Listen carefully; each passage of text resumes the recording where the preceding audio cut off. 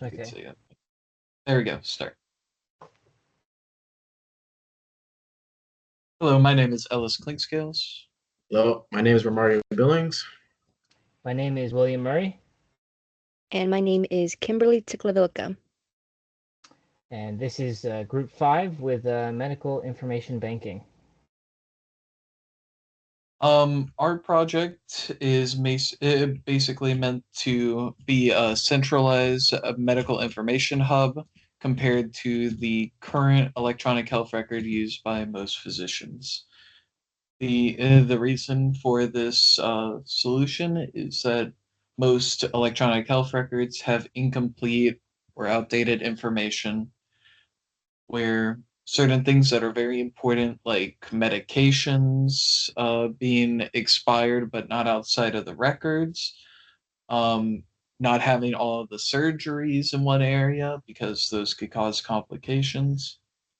Um, those mistakes could lead to further issues. Whereas with the medical information banking system, um, it will be patient oriented with with all their medical information in one area while staying up to date, along with the ability to share their records with anyone they would like, including physicians that might need it.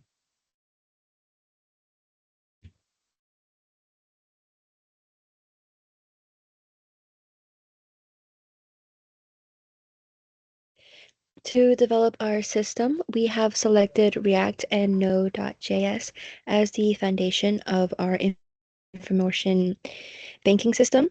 React will help us create that interactive and user-friendly interface, while Node.js will support the server functions of the application. These are both very well established, well documented, and very well supported systems, which will be easier to develop and maintain. Another advantage is the code reusability, which is the mobile version could later be created using technology such as WebView without having to rebuild the entire system from the beginning with different code. Another advantage for users would be that they can visit our website using practically any electronic device, and that users are not required to download or regularly to update any type of software. So another one of the solutions is the features. Our system is patient focused. So most of the features are mostly geared towards patients' convenience, such as uploading their health records and viewing all their health records and being able to edit their health records. And it's simple. Uh, so you patients can enter their information automatically using the document uploads, and then our system is secure. All data is encrypted uh, from end to end, and to make sure that there is no any kind of like attacks along the way, and making sure that our health records are protected, and make sure everything is yeah, All right, so I'm just going to give an overview of the system as a whole and all the various components and how they're supposed to interact with each other. So to the right here, we have our top level diagram showing each of the various technologies that we plan to employ, as well as the functions that each of them provides and how they're meant to communicate with each other. So our system has 4 or 5 main parts, really. We have the web client, which is the website that the user will interact with, that will show them their records, that will show them, um, you know, panes to allow them to share data or set preferences or import documents. All the things that the user will directly interact with is going to be on the web client. The web server is then going to process all of the requests or commands sent by the web client and interact with the database and other various scripting or parsing or email services. So the web server will receive data from the client, and it will make sure that the client has permission to either read or write data to the database and handle all the access control. After that, we have the database itself, which stores all the records, and we'll be using SQL for that, which will allow us to query things efficiently, and use relationships between or a relation between data to associate certain data with other data. For example, associating a medical record with a or like a medical operation record with a patient record. And then on top of that, we also plan to leave open future potential to expand with Python. There are certain cases where Python libraries are much more convenient or performant, or not performant, more convenient or flexible. And so allowing the usage of Python scripts to do things such as perhaps processing user uploaded documents automatically or email sending, we plan to make that available. So as I said earlier, the web client is going to be what the user interacts with. They can create an account, they can upload records, they can share their information and choose who they want to share it with, adjust preferences. And the server, will be handling all communication with the database to make sure that the user's access and authority to do whatever they want to do with the database, and also handle things like two-factor authentication or password resets. All right, and we're going to start off with the web client subsystem. This diagram showcases that design, which is the part of the system that patients directly interact with. The web client acts as the connection between the user and the web server.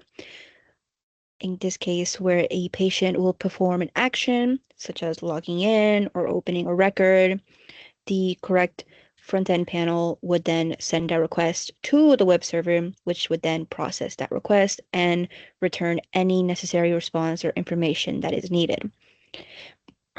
As shown in the diagram, the web client is divided into several different components. The authentication panel would manage the sign-up process, the login. The records panel would allow patients to access their stored health information securely. The upload panel would handle any CDA medical document submissions. And of course, finally, the sharing panel, which would allow the patients to generate sharing codes and control access to their private information. Now, separating these functions into different and its own panels will make the front end easier to organize, develop, test, and maintain it. And it will also help have a clear and a very nice user-friendly experience for patients.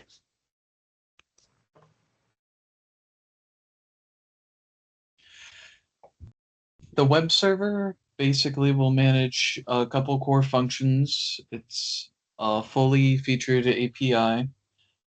It will control who can access patient information. It will automatically organize medical documents that patients have uploaded, such as like a CCBA or FHIR. It allows the quick retrieval and storage of medical records by the patients. They can. It also provides security features like the two-factor authentication and password resets that are sent through emails. The security, of course, being the most important in the medical information field. All these operations will work through one system.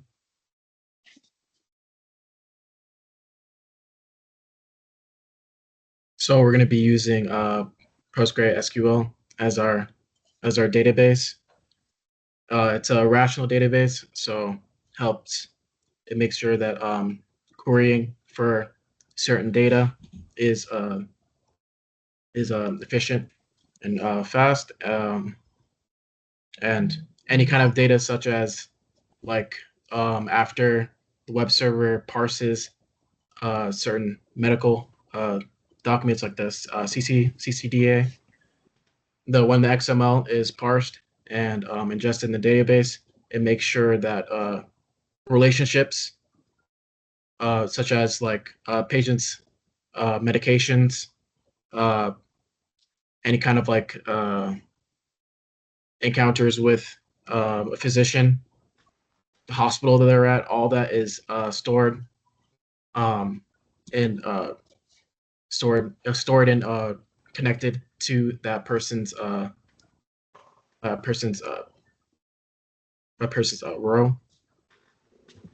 and also be able to hold certain metadata, such as like a previous example with like medications.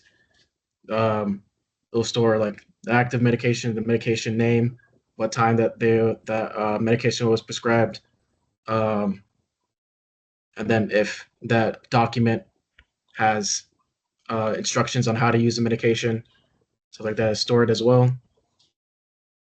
Overall, it's a good storage, good for storage. Security and HIPAA compliance. Make sure that data is protected through encryption, and not only encryption but hashing passwords when a user creates an account. Make sure that that password is hashed and secured, and then for any kind of like end-to-end data encryption with HTTPS and TLS. Once connection is established with TLS, it's secure and encrypted. So if anybody is trying to intercept any kind of like request, they can't try to adjust things, tamper with requests, any kind of like man in the middle type of cyber attacks, and role-based access control. There's gonna be two roles, the patient role and a physician role. The physician role should not have access to any kind of data the patient role has, and then audit logging information, any kind of like failed attempts that are logged, and any kind of like any kind of approval from the doctor if patient's trying to ask for approval for a certain type of documents that they've entered into our website, and make sure that another compliance is that HIPAA security and privacy rule. Make sure all information is private and secure. They have the choice of, patient also should have a choice of how much information they want to give a physician when they share data. And multi-factor authentication also helps with any kind of cyber attacks, like if in any case that someone got a user's password from somewhere, multi-factor authentication will help prevent any type of unauthorized logins in the session management. Making sure that any kind of request that the front end gets, that any session ID that was given to user to user client system is matched every time they make a request to make sure everything is secure. And then why it matters, it protects patients' health information and builds trust and reduces any kind of liability with our software.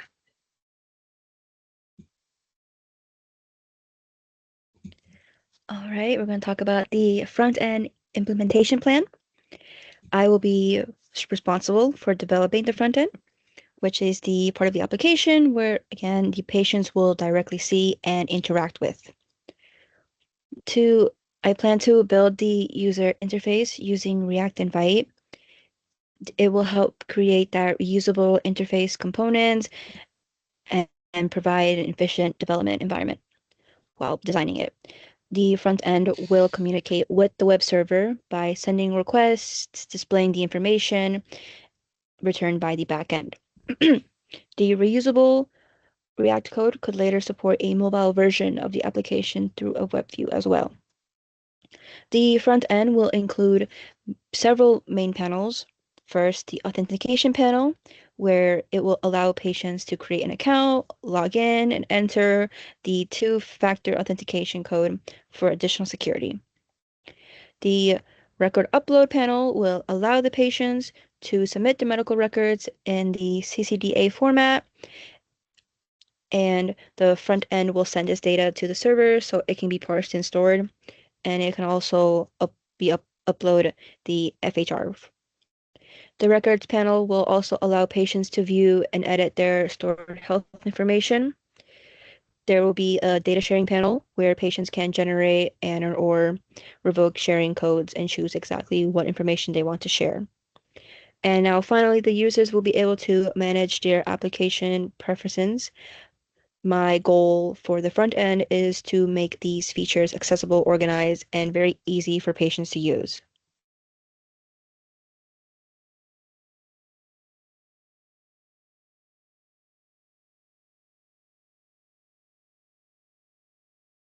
Our implementation of the backend server will be using Node.js for the server operations. The plan includes building security functions like authentication and access control using like two-factor authentication and password resets that get sent to the emails, along with hashing passwords and encryption. We will also be using a CCDA medical document parser, which and maybe a FHIR parser, which will put the information in for the patient once they upload a file. There will also be session key management, which will basically help generate keys, set expiration times for it. Like if they got a key, it would last 24 hours after use. Um, and it would then automatically kick them out once that was out. And that is it.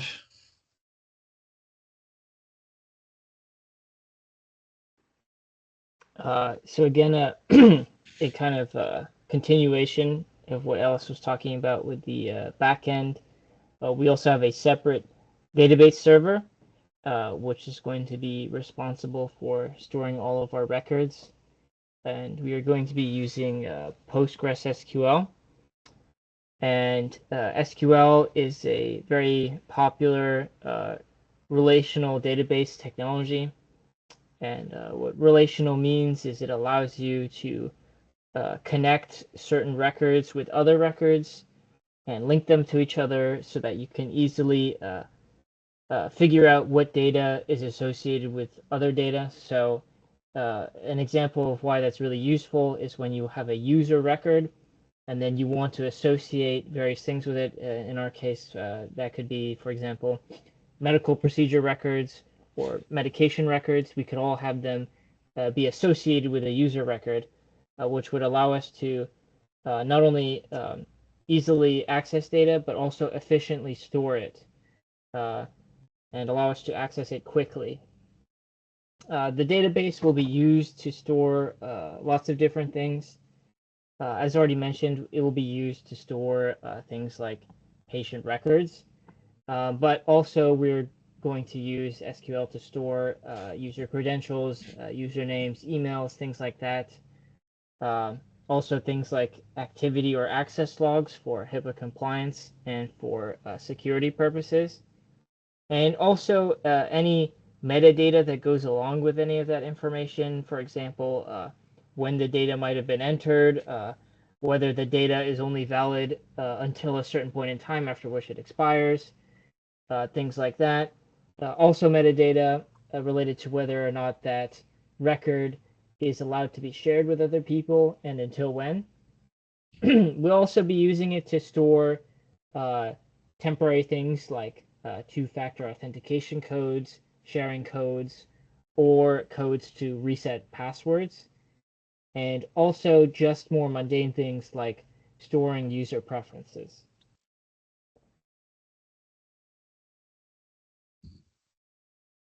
And as far as the organization of this project goes, how we plan to split up the implementation and execution, I will be working mainly on the integration between all the separate parts. So making sure that the front end and the back end communicate properly and connect, well with each other, and that everything happens smoothly on that end. Regarding the front end, Kimberly will be handling all of that. She will be creating the React website that the users will be interacting with. And then for the server, both Ellis and Romario will be working on it since it's going to be a large undertaking.